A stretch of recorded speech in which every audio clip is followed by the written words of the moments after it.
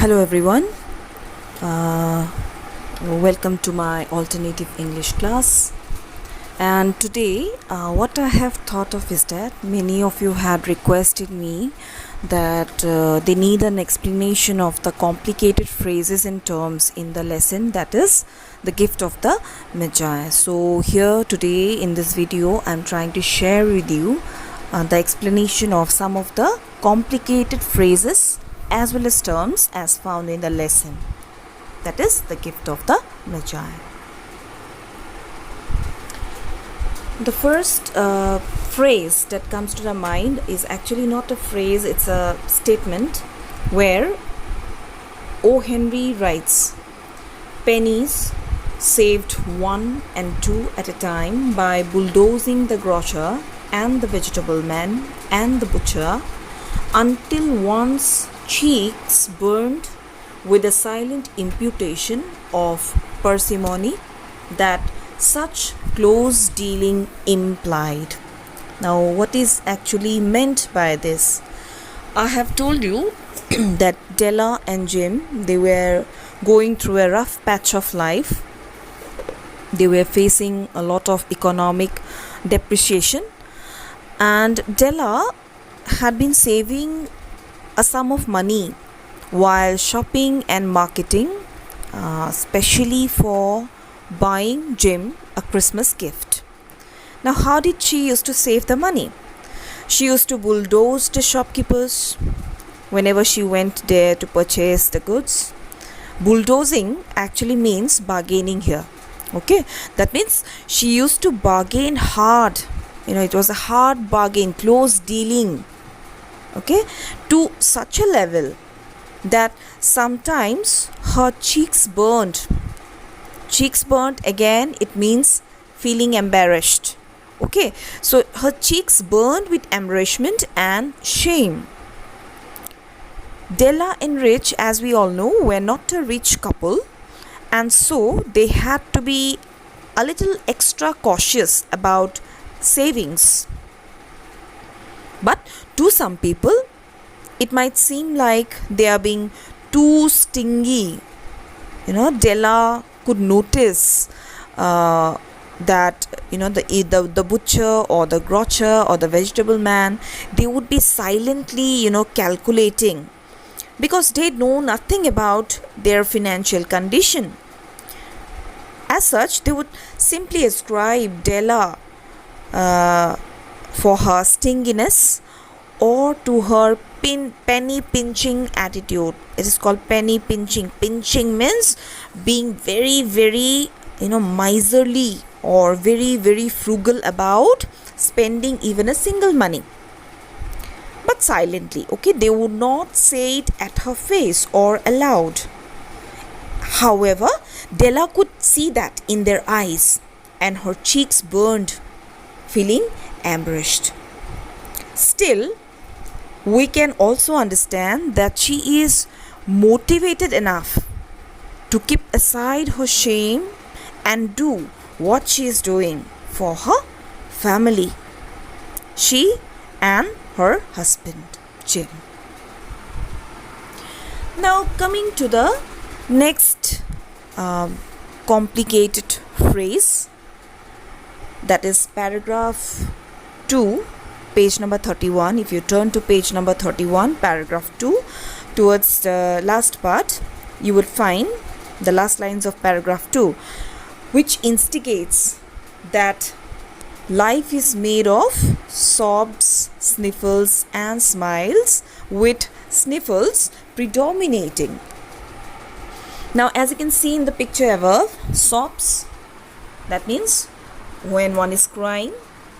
Sniffles, when you are trying to draw back or repress your tears. Generally, after crying for a long time, you sniff. Okay, your nose becomes sort of runny and you try to hold back your tears. So that is sniffles. And smiles representing happiness. Now, what is it meant is that life is a mixture of sobs, sniffles and smiles, tears, sadness, an attempt to repress our tears, and moments of happiness. Now, in our lesson, we have seen in the story that Della was faced with a helpless situation.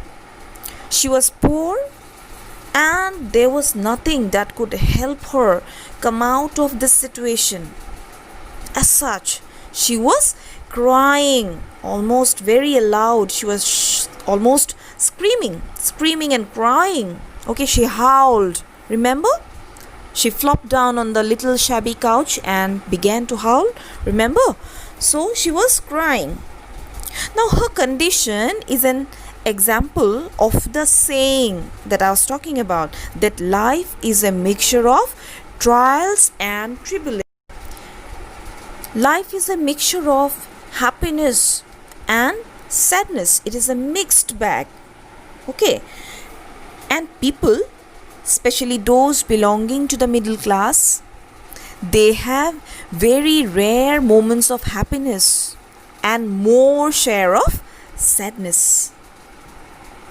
But whatever it is, one has to come to terms with it, isn't it? And repress one's tears or sadness. As such, sniffles predominate. Right? Della knows that there is no way out of a situation, but she cannot keep on crying all the moment or forever. She has to do something. So she attempts to repress her tears, hold back her tears, and come to terms with her real condition, not giving up. Okay, she has to do something for Jim's Christmas gift. Right? I suppose you have understood this? Yes. Now let's move on to the next meaning or next phrase. Yeah. So this is paragraph 3 of page number 31, where the author writes, he is providing a description of the flat where Della and Jim lived, and he writes, it did not exactly beggar description, but certainly had that word on the lookout for the mendicancy squad. Now, O. Henry, I must tell you that O. Henry, our author, he has a very twisted and ironical way of suggesting things. The flat that Della and Jim own was rather shabby, very poorly furnished.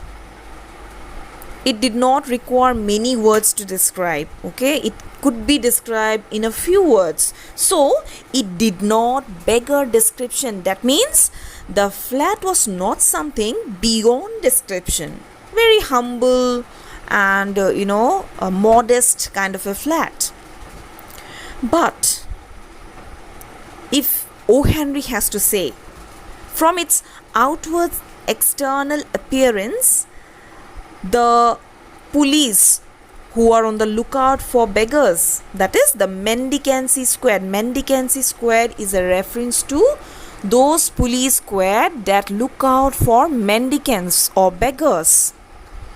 Now, police would definitely be interested in that hideout, in that area or in that flat, because it looked more like a hideout or ruffians and beggars. Here I must tell you that in America, beggars are not allowed, or begging is not allowed. Okay, so if somebody is found begging on the street, he is immediately chased off or caught by the special police team. Right? So, what our author tries to say is that the flat where Della and Jim lived, it was something that could be described in a few words, and if he has to choose the right word, it somewhat represented a place where or which could be suitable for the hideout of beggars. Okay, so it clearly suggests the economic status or the financial condition of Della and Jim. Right? Over to the next phrase. Now, what is it? The fourth one. No mortal finger could coax a ring. It is a reference to the doorbell. Remember, the author was describing the house, the flat, and he was talking about two things. One is the letterbox, which was too small and could not be opened. The second one is about the button, the electric button. So it was a very cheap flat, as I have told you earlier also, and even the basic facilities like having a proper doorbell or a proper letterbox, it is not available to the tenants. Okay, who are the tenants? Della and Jim. They did not have an electric bell to their flat, or rather they did not have a properly functioning electric bell.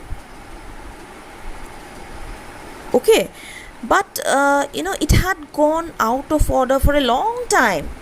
It has been a long time back that the bell, it was not working, and it had not been fixed by the landlord.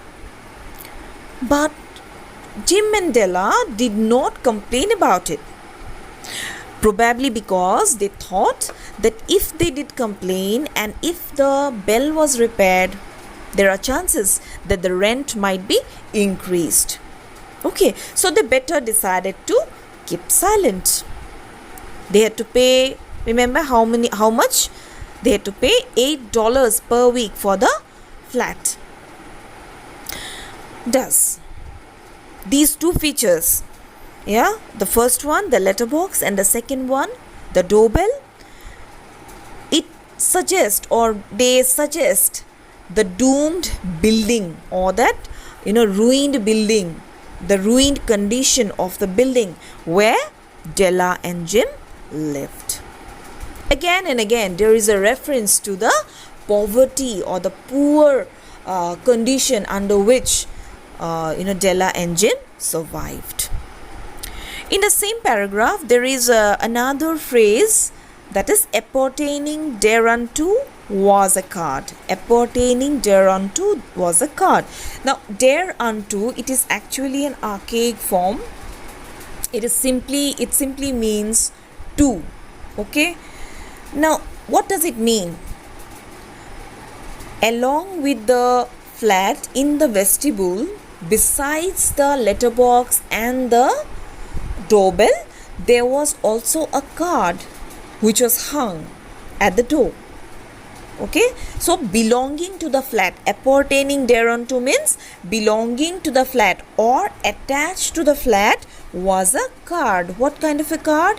It was a name card, or a card carrying the name of the owner. Okay, so this is the meaning of this phrase. Appertaining thereunto was a card means attached to the same door was a card. And what was this card? This card contained the name of the owner. Who is the owner? James Dillingham Young. And now let us come to the last complicated phrase of the paragraph. Paragraph 5, you can check it. Paragraph 5, page number 31, the same page. The letters of Dillingham looked blurred, as though they were thinking seriously of contracting to a modest and unassuming deed. So what do these words mean? Since Della and Jim are poor, the old name card has not been replaced. It is so old that the letters of the name, it was blurred. Very soon, only the letter D would be slightly visible. Other letters would be disappearing. Okay, they would vanish. This again throws light on our author O. Henry's ingenious way of narrating things. He has a different way of narrating, twisted way, ironical way of stating things. What is it that he wants to say through these words? Here, he wants to say that the condition of the card is no different from the owner's, or you may say that by looking at the card itself, you can understand, you can assume the financial condition of the owners. Okay, Jim's income, it has shrunken. See the use of the word shrunken, contracting. Yeah? So has the letters of the card. They are thinking of contracting. To what? To a modest and unassuming D. The old card with its blurred letters, which are gradually vanishing, throw light on the degrading financial status of Dillingham Youngs. They are compelled to live a very modest and humble living and cannot even afford to, replace the card, the old card. So, the letters are also thinking. How can the letters think? Here, you can see that he is also using a rhetorical device of personification. He is allowing the letters a mind. He is personifying the letters as if the letters can also think like human. They are thinking of taking the shape of a modest and very humble, very unassuming D. Since Jim's condition has, his earning has lowered from $30 per week to $20. Now he is compelled to live from, his condition has degraded from that of prosperity to a very, modest and humble living. Similarly, the letters have also vanished and shrunken, and now the letter D is only slightly visible. Okay, so this is how, in a twisted way, in a very ingenious method, the author, that is O. Henry, is trying to give expression to his thought. Herein lies the way all the six phrases, terms and phrases and way of stating things. It throws light on the author's humorous way, his ironical way of giving suggestions, mild suggestions. He doesn't say the thing directly, rather in a blunted way that adds to the flavor of his writing. I suppose you have understood this much. So this is for today. Thank you very much. Keep watching my videos. Thank you.